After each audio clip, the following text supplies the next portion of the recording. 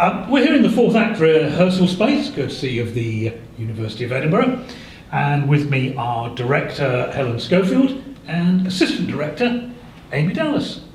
Say hello, guys. Hi. Hello. So it's been 2 years since the fourth act staged A Midsummer Night's Dream at Saughton Park, and this June you're returning with another Shakespeare, Twelfth Night. So what made you want to go back?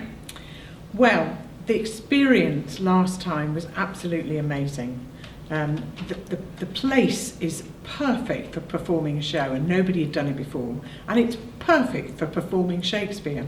But also because the community are incredibly involved in that park. They love it, they're very supportive of it, they get involved with litter picking, they have nature groups, and it's a wonderful, vibrant community of people, and they care a lot about it. So it felt wonderful to go in there and seek support from them, and we had a lot of local people, some on stage, some people were helping front of house, other people were helping building sets and costumes, and it was such a wonderful experience, and so many people said, "You're going to do this again," that we went, "We're going to do it again."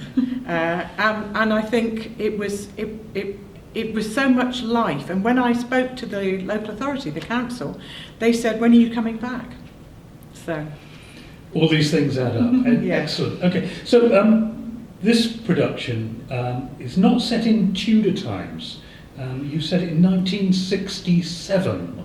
So why did you choose that particular time period? well, because 1967 was a period of time when a lot was changing. We were 20 years plus after the war, and women were beginning to identify that they didn't want to be nice little housewives, that they wanted to do different things with their lives, and to challenge the status quo.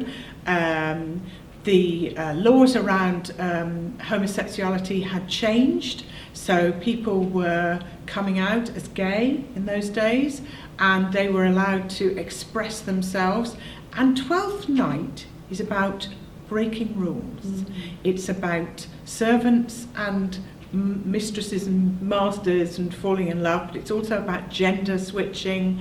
It's kind of pushing boundaries, and I think it's important to know that Shakespeare said, "Twelfth Night, or what you will." In other words, whatever you want to do with it, play with it. And so that's a great period to set it in and play with it. Excellent. Aside from the time period, what do you think are the challenges of making Shakespeare relevant to a 20th century Edinburgh audience? 21st century. 21st century. Yes, I am behind the times, quite clearly. Shall I do that one again? And you can do that. Okay. So aside from the time period, what do you think are the challenges of making Shakespeare relevant to a 21st century Edinburgh audience? I think that Shakespeare is sort of eternally relevant because of the themes that he dealt with. He was always dealing with themes that sort of transcend just the specific time period that he was writing in.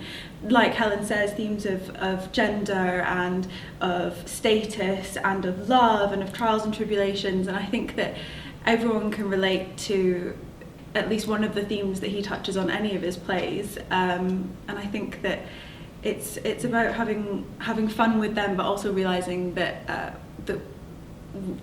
shining a light on things. I don't know what I'm saying. I'm chatting nonsense. No, it is about that. It does transcend the centuries. Yeah. And it kind of touches a nerve for people. Mm-hmm. And the most important thing for us is if we can do that and make it accessible to people who don't normally come to the theatre. And we did succeed with Midsummer Night's Dream. People said, "I took my 12-year-old and she loved it, and she's never seen Shakespeare," and that's what we want to do. But so we want it to be accessible, and we want to allow people to understand those wonderful themes that Amy was describing. Excellent. The fourth act is noted in the way that it works for having a very open structure on artistic input. The cast and the crew are all adding ideas as we go along. So how do you kind of square the circle of allowing that variety of ideas that's coming in with holding on to a clear directorial vision? I think it's all about listening and understanding that your perspective is not necessarily the only perspective in the room, and actors put in so much, you know, set designers, costume designers, all these different people are putting in their own thoughts and ideas, and to not listen to that would be so silly, because everyone's got their own experience of life and thus their own context for the text. And I think that as long as we're taking on board all the ideas, listening to them, feeling them out, seeing if they work, I think that, we'd be really silly not to. It adds so much richness to what we do. But at the end of the day, Amy and I set the vision at the beginning, and we come back to it. And one of the things that I've said constantly, and Amy said it too, is you can have an idea and we'll explore it, but if we don't like it, we won't do it. and because people know that we've listened and that we've experimented, and to be honest, it's like 50-50. Some ideas are brilliant, some ideas are not. It doesn't matter. But it does make for people feeling comfortable to express ideas and views, rather than going, I wish they hadn't made me do that. They can actually talk about it. Yeah. Okay, finally, before we wrap up just today, can I have a quick comment from each of you? I'll start with you, Amy, on how rehearsals are going. Rehearsals are going fabulously. It's really lovely to see the structure of everything sort of slot into place, and although we're not at the stages of really getting into the nitty-gritty of fine-tuning things, we're seeing these characters forming in front of us from the first rehearsal with the first scene to now. The actors are going on this journey, we're going on a journey with them, and we're talking about costume, and things are evolving and all coming together. It's creating this beautiful, harmonious sort of image of what we're gonna see eventually on stage. Helen?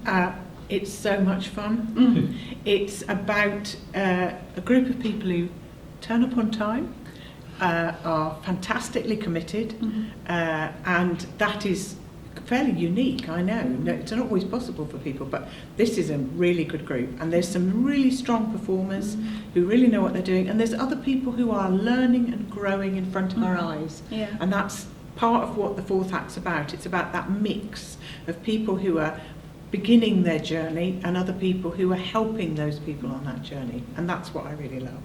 Excellent, thank you for your time, and we will return to this. Thank you, guys.